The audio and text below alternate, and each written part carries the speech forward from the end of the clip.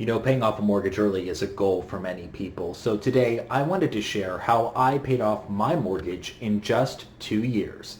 Hello, my name's Michael and I run the personal finance website michaelsaves.com. I've been writing about money since 2010, the same year that I purchased a condo and began prepaying my mortgage. Initially, I set out to pay off my mortgage in about 4.5 to 5 years by my 30th birthday. But I ended up crushing that goal and paid it off a lot sooner. In this video, I'm going to outline the 6 steps that got me there. Now, this isn't one of those complicated HELOC videos. These are just practical ways that I was able to pay off my mortgage early. I'm not saying that you're going to be able to pay off your mortgage in 2 years, 5 years, 7 years, or even 10 years. But I know that these 6 steps work and you're going to be able to pay off your mortgage a lot sooner than you think. So stay tuned for the tips, and if you have any questions, you can find some of the answers on my blog, michaelsaves.com, and also leave a comment below. I'll try to answer as many of those as I can. Right now, here are the 6 steps to paying off your mortgage early. Step number 1, buy a house that you can afford. When I was going through the mortgage pre-approval process, the bank told me that I could afford a property up to $250,000. That's how much I could get a loan for. So a lot of people will take that number from the bank and then set that as their budget. But that's not what I did. I set my own budget. And I was able to set my own budget by reviewing my personal finances and thinking about how much I wanted to spend on housing costs every month. And really, it's more than just the mortgage payment. You have to think about taxes, insurance, HOA dues perhaps, and then repair costs, especially with older homes. So after I set my own budget, I gave that number to my realtor and we went shopping for homes. I got really lucky and was able to score a 1-bedroom condo in Atlanta, Georgia for $107,000, and then my mortgage was $86,000 after a 20% down payment.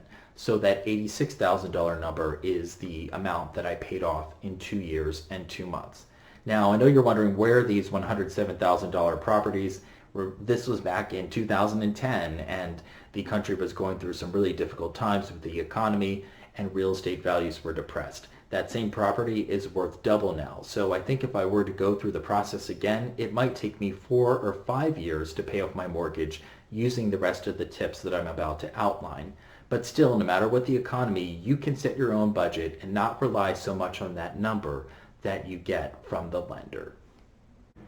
Step 2 is to check out a 15-year mortgage. Now, when I was going through this process, it was actually my grandmother who said, try to get a 15-year loan instead of a 30-year loan. And the reason is the interest rates for 15-year mortgages are lower than 30-year mortgages. So that means you're going to be paying less money to the bank over the life of the loan. Now, if you are thinking about this, you have to consider that the monthly payments are higher when you have a 15-year mortgage compared to a 30-year mortgage. If you bought a home below budget like I did in step 1, this may not be too much of a concern for you. My monthly payment was $625 and the interest rate was 3.75% on my $86,000 mortgage.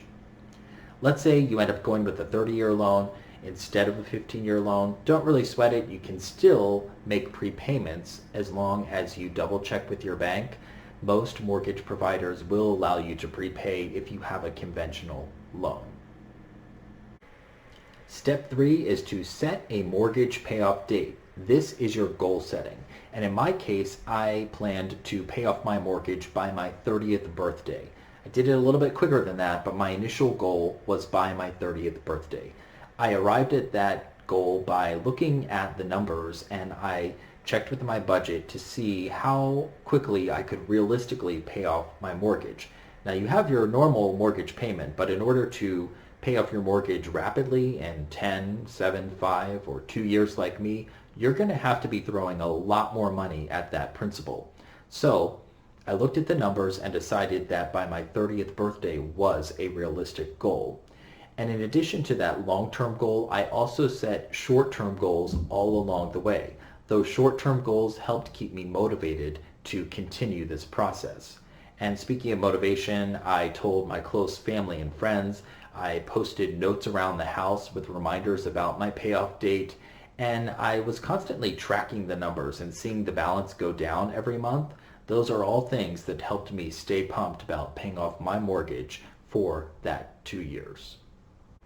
Step 4 is to automate your extra payments. Chances are you already have your mortgage deducted from your checking account automatically on a monthly basis. But what you can do is you can go to your lender's website and you can do the same thing for your extra payments, whether it's $100 a month or $500 a month. Whatever you know that you can do to prepay that mortgage, you can set up those recurring transfers between your bank and your lender. Now, I did that, and in addition to that, I did a series of one-time transfers. So when I got a big tax refund, I made a one-time transfer from my checking account to my lender, and then I saw that mortgage principal balance get closer and closer to zero. Every bit helps. Number 5, increasing income and reducing expenses. This is the most important step of the process. So let me tell you what I did. In addition to working my full-time job, I set a goal to work an extra 10 hours a week doing various side hustles. And I took the money that I earned from those side hustles and applied it towards the mortgage principal balance. So what did I do? 3 things primarily. The first one is I freelanced at my full-time employer in a different department. Then I waited tables part-time and mostly did that on the weekends. There were lots of events such as weddings and other celebrations. And finally, I pet sit. I found gigs around the holidays where I could charge a pretty high rate. On top of that, I increased my income by maximizing credit card rewards.